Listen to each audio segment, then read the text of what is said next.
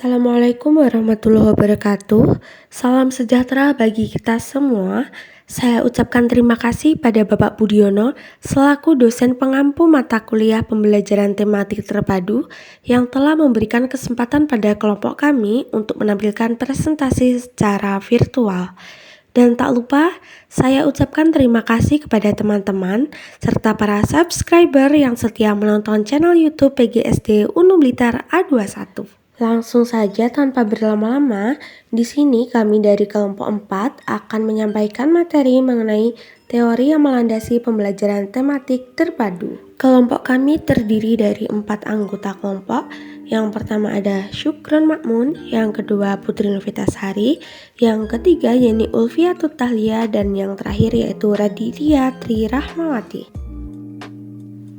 Pada materi ini kami akan menyampaikan 2 pokok pembahasan, yaitu yang pertama mengenai teori yang melandasi pembelajaran tematik terpadu, yang kedua yaitu implementasi teori yang melandasi tematik terpadu dalam pembelajaran.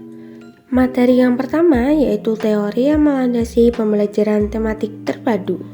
Terdapat beberapa teori yang akan kami bahas dalam materi ini, jadi simak baik-baik ya. Teori pertama yaitu teori perkembangan menurut Jean Piaget, di mana definisi perkembangan kognitif Jean Piaget adalah tergantung pada cara seseorang anak berinteraksi dengan lingkungannya. Sedangkan menurut MC Lott pada 2018, teori Piaget berbeda dari teori dalam beberapa hal, yaitu teori berkaitan dengan anak-anak bukan peserta didik secara umum. Piaget berfokus pada pengembangan daripada pembelajaran. Tujuan teori Piaget sendiri adalah untuk menjelaskan mekanisme dan proses di mana bayi dan anak-anak selanjutnya berkembang menjadi individu yang dapat menalar dan berpikir menggunakan hipotesis.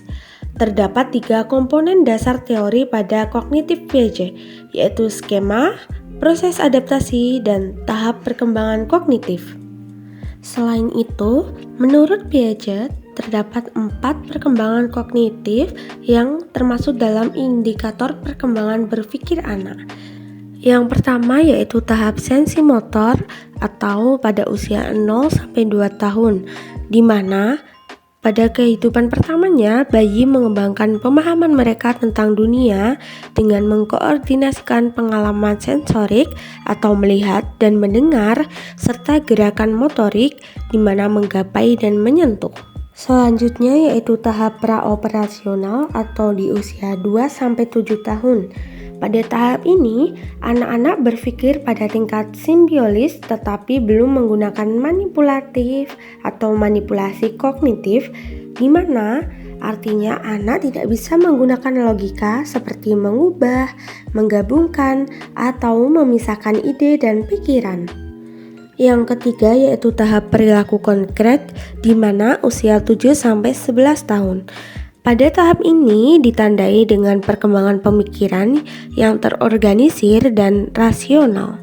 Piaget percaya bahwa tahap-tahap konkret menjadi titik balik terpenting yang menandai awal berpikir logis dalam perkembangan kognitif anak.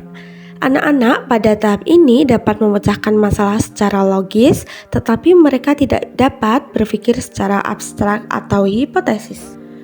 Tahap terakhir yaitu tahap perilaku formal pada usia 11 tahun sampai ke atas, di mana pada tahap ini anak sudah mampu menalar dan menarik kesimpulan dari informasi yang tersedia tanpa harus berhadapan langsung dengan objek dan peristiwa. Hal tersebut dikemukakan oleh Haryani dan Andriani pada tahun 2013. Jadi dapat disimpulkan dari teori Jean Piaget tadi, pada tingkat sensi motor, anak mulai berpikir mengendalikan lingkungannya melalui kemampuan panca indera dan gerakannya. Pada tahap ini, anak memiliki dunianya sendiri berdasarkan pengamatannya atas gerakan atau aktivitas yang dilakukan orang-orang sekelilingnya. Selanjutnya, pada tahap praoperasional, anak sudah mampu berpikir sebelum bertindak, meskipun pemikirannya tidak logis. Pada masa ini, anak usia ini lebih mudah berpikir jika guru menelibatkan penggunaan benda yang nyata atau konkret daripada hanya kata-kata. Tahap selanjutnya yaitu tahap operasi konkret, di mana anak sudah dapat berpikir secara logis dan dapat melakukan pengamatan, menilai, dan memperbaiki aktivitas belajar anak.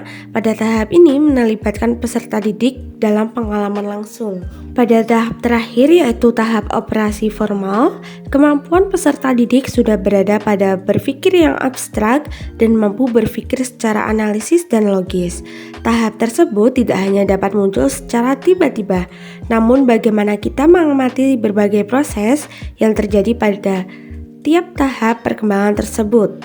Teori yang kedua yaitu teori konstruktivisme.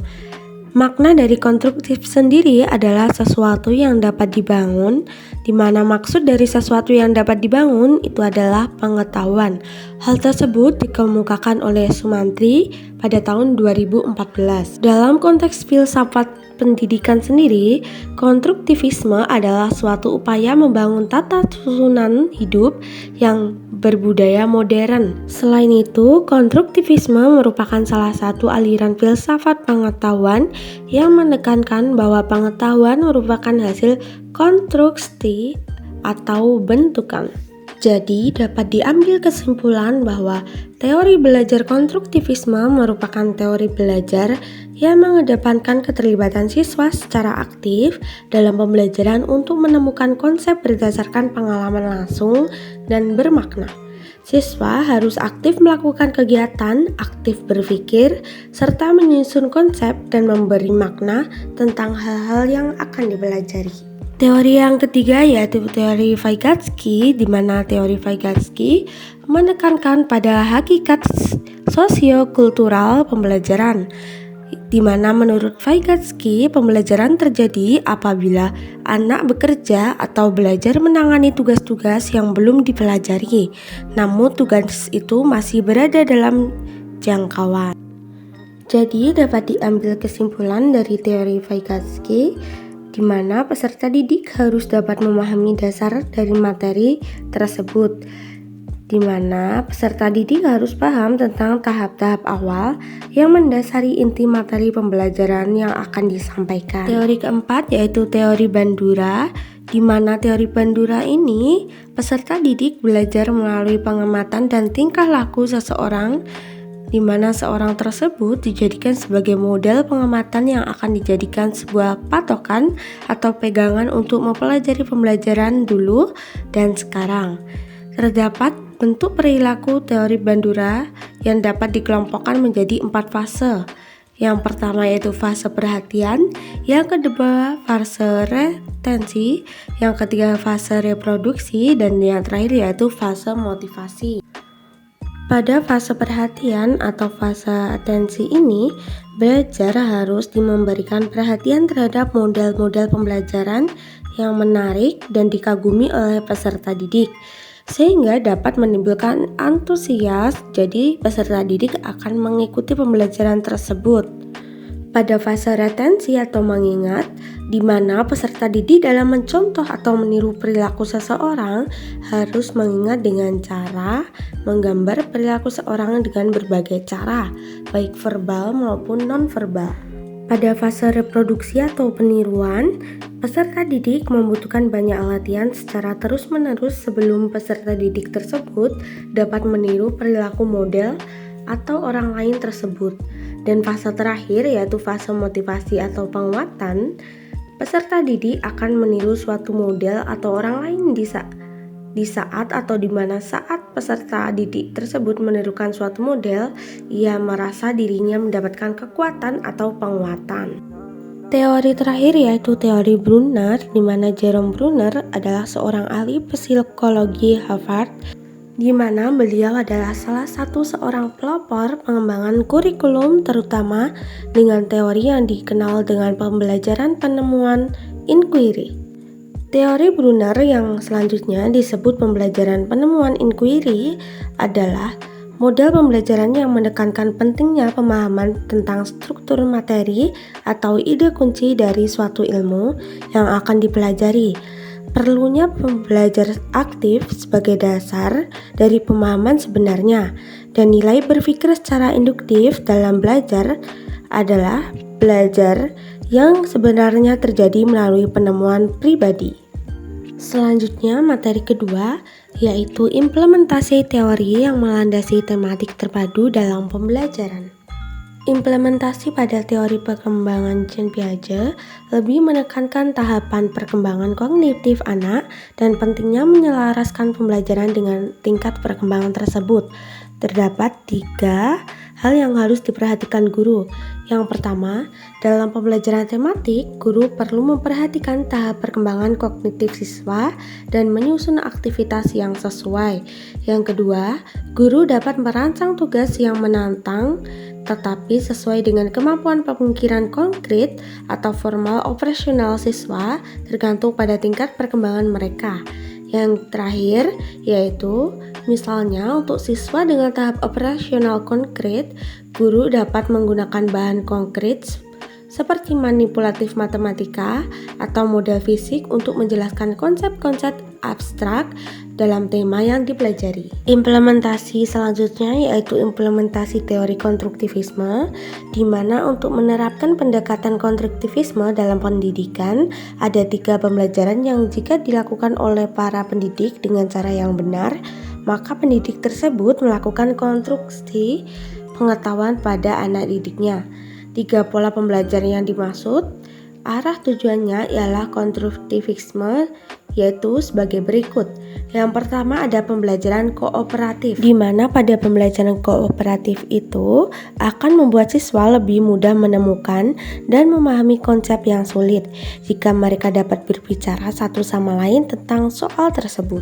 Selanjutnya pembelajaran berbasis proyek, di mana pembelajaran berbasis proyek merupakan salah satu bentuk model pembelajaran bagi anak-anak yang sebenarnya dikembangkan oleh Kilpatrick dengan ide dasar dari John Dewey. Yang terakhir yaitu pembelajaran penemuan atau discovery, di mana siswa akan mengkonstruksi pengetahuan dengan cara mengintegrasikan ide yang mereka miliki, serta pembelajaran akan menjadi lebih bermakna karena siswa mengerti.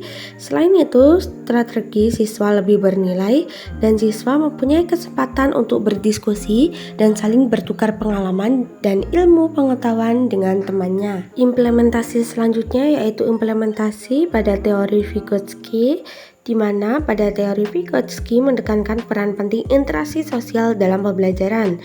Terdapat 3 poin yang perlu diperhatikan. Yang pertama, dalam konteks pembelajaran tematik, guru dapat memanfaatkan kolaborasi antar siswa untuk memperluas pemahaman mereka. Yang kedua, guru dapat merancang proyek kolaboratif di mana siswa bekerja dalam kelompok untuk menyelesaikan tugas-tugas yang terkait dengan tema tertentu. Yang terakhir yaitu selama proses kerja kelompok, siswa dapat saling berdiskusi, bertukar ide, dan membantu satu sama lain dalam memecahkan masalah yang kompleks. Implementasi selanjutnya yaitu implementasi dari teori Bandura, di mana pada teori Albert Bandura ini lebih memaknai bahwa peserta didik memiliki beberapa sifat. Yang pertama yaitu sifat intensionalitas, atau peserta didik adalah perencana yang bukan hanya sekedar ingin memprediksi masa depan, tetapi intens membangun komitmen proaktif dalam mewujudkan setiap rencana. Yang kedua yaitu memprediksi, di mana peserta didik memiliki kemampuan mengantisipasi hasil tindakan. Yang ketiga yaitu reaksi diri, di mana peserta didik lebih dari sekedar berencana dan merenungkan perilaku ke depan. Yang terakhir yaitu refleksi diri, di mana peserta didik adalah makhluk yang dilengkapi dengan kemampuan merefleksi diri. Terdapat beberapa cara yang dapat digunakan untuk menerapkan teori belajar sosial Albert Bandura dalam proses pembelajaran. Yang pertama yaitu mengkaitkan pelajaran dengan pengalaman atau kehidupan siswa. Yang kedua, menggunakan alat pemusat perhatian seperti peta konsep, gambar, bagan, dan media-media pembelajaran visual lainnya. Yang ketiga, menghubungkan pesan pembelajaran yang sedang dipelajari dengan topik-topik yang sudah dipelajari. Dan yang keempat, menggunakan musik. Kelima, menciptakan suasana riang. Keenam, dengan teknik penyajian materi bervariasi. Dan yang terakhir yaitu mengurangi bahan atau materi yang tidak relevan. Implementasi terakhir yaitu implementasi dari teori Brunner, di mana pada teori Brunner lebih menekankan pentingnya pendekatan konstruktivis dalam pembelajaran. Yang pertama, di mana dalam pembelajaran tematik, guru dapat menggunakan pendekatan tersebut dengan memberikan kesempatan kepada siswa untuk lebih aktif terlibat dalam pembelajaran. Yang kedua, guru dapat merancang aktivis yang memungkinkan siswa untuk menemukan pengetahuan sendiri melalui eksplorasi dan menemukan pengetahuan secara interaksi dengan lingkungan. Itulah tadi presentasi dari kelompok kami.